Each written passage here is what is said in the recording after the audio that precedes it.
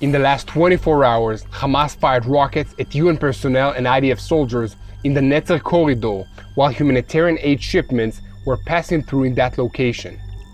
Meanwhile, Qatar is moving ahead with plans to remove the Hamas leadership from Doha in Qatar, and 4 days after an airstrike in Rafah, evidence emerges that Raed Said, a senior Hamas weapons smuggler, was eliminated.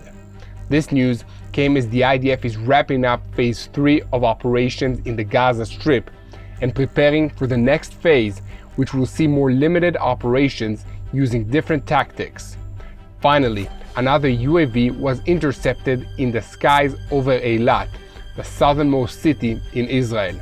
Let's dive into the details. I'm Yair Pinto, and this is your Boots on the Ground report about what is happening in Israel on the 263rd day of the war against Hamas, Hezbollah, Iran, and all of their proxy terror groups in Yemen, Iraq, and Syria.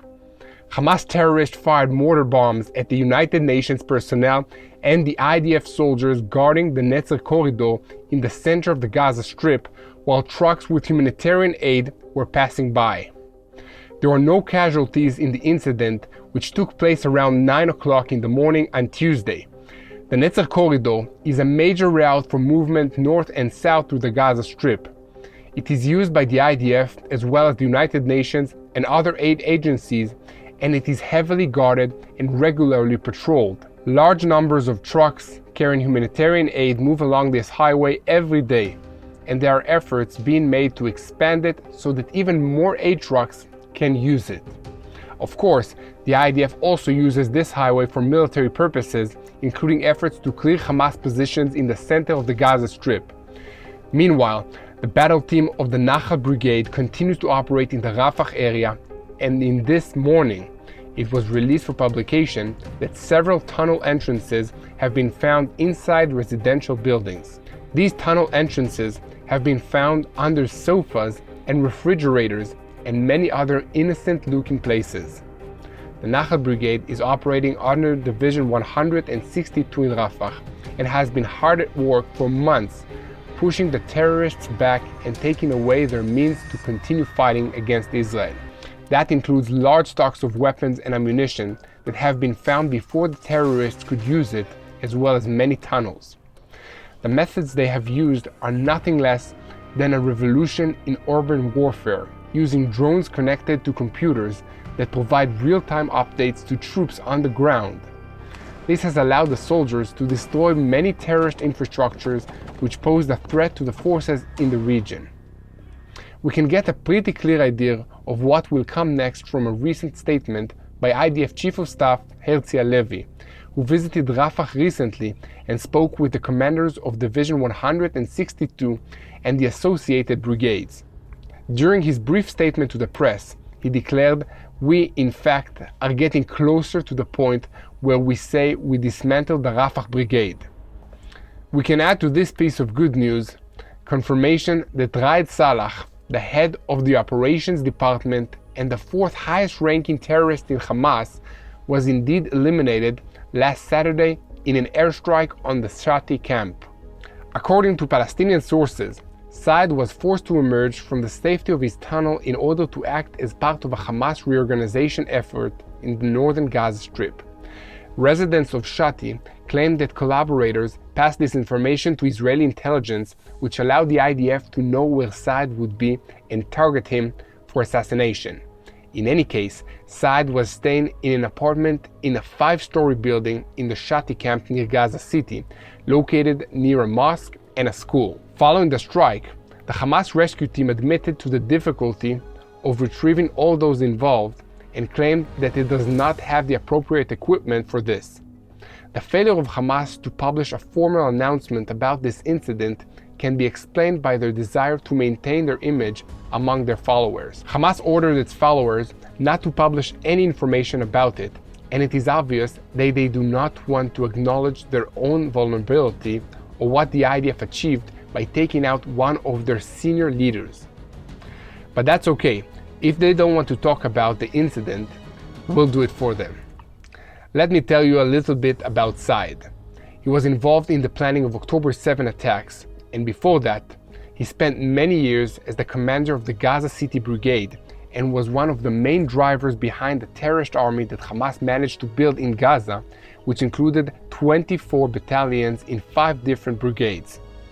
As I said before, he was considered the 4th highest ranking official in the military organization of Hamas. You might also recall that Marwan Issa was also one of the top military figures in Hamas, was eliminated in an IDF airstrike in March that leaves only Muhammad Sinwar, who commands the south of the Gaza Strip, and Muhammad Def, the super commander of the Hamas military.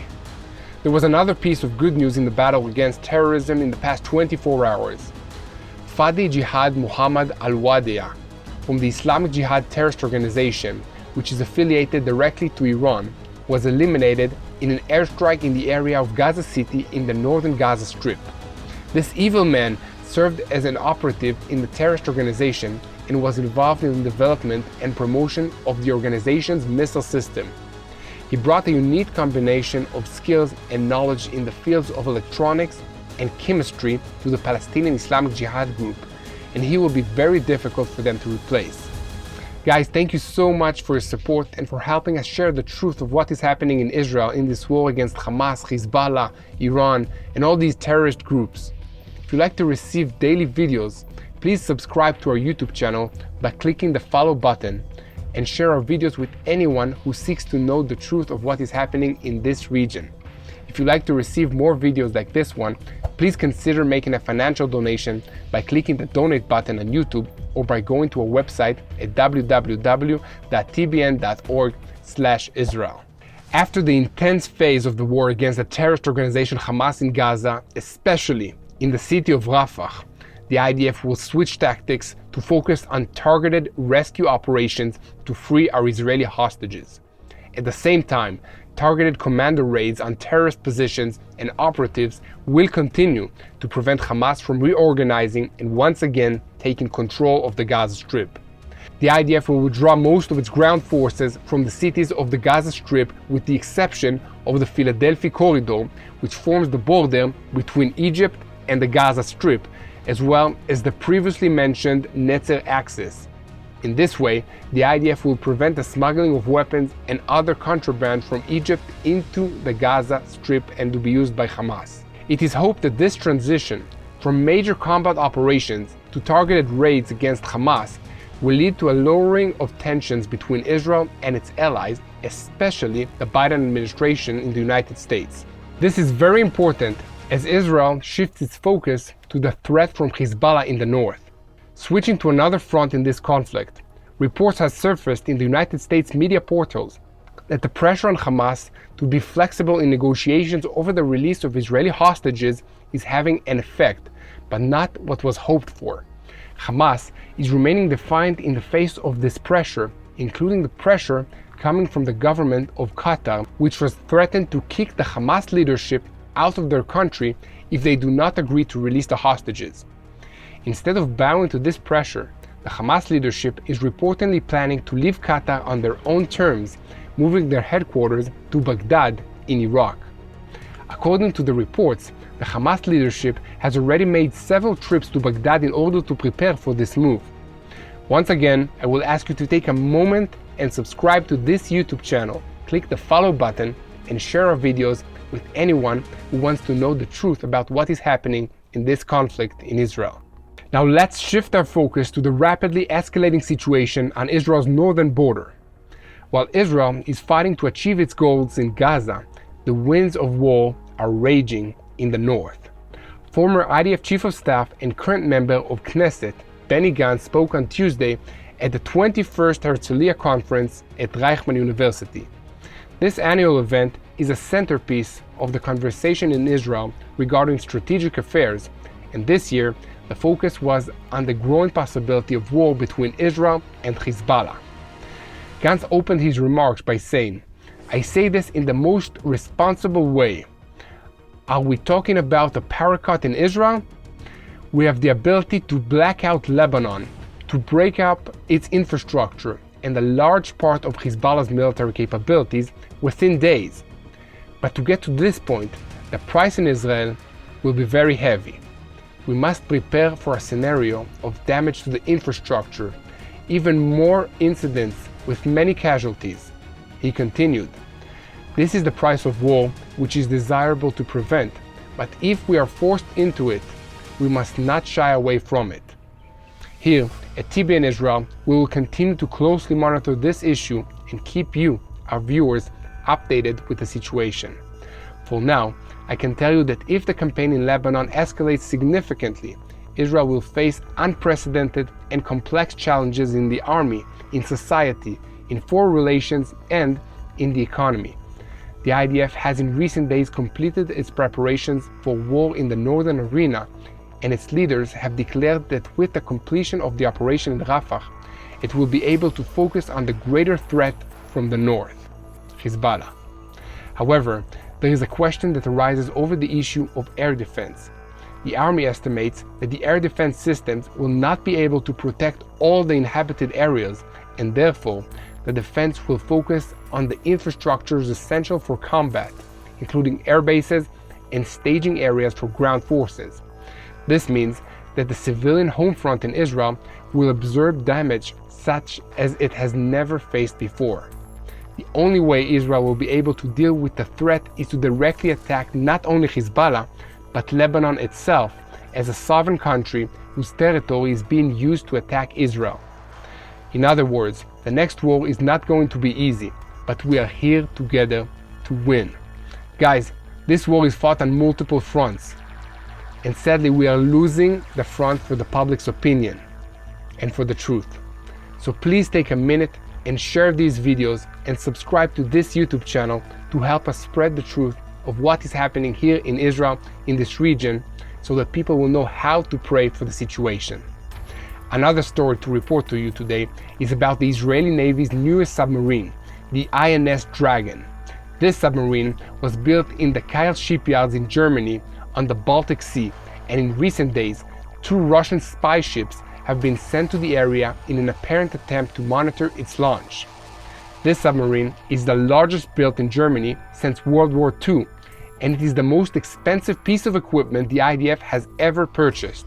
Technological upgrades that became available after construction began have been added to the design, which led to long delays in construction. But now, the sub has been completed and is reportedly undergoing sea trials. These trials are necessary, but they give these Russian spy ships an opportunity to track and record data about the sub's operational profile, including the electronic signature it emits while moving through the water. Given the increasingly close relations between Russia and Iran, it's not difficult to imagine why these ships have been spying on Israel's newest submarine. One last story from today comes from Iran, which will hold a presidential election on Friday to replace the late Ibrahim Raisi, who was among those who perished in a helicopter crash last month.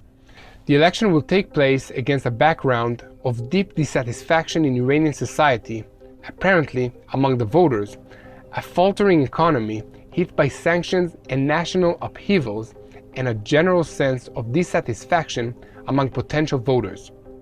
The Iranian public is not expected to flock the polls, even though they are fed up with their current government.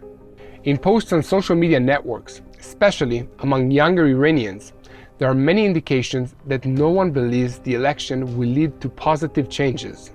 Many Iranians don't seem to think that there is any point in voting for one or the other candidates that the Iranian regime, which actually runs the country, picked for itself.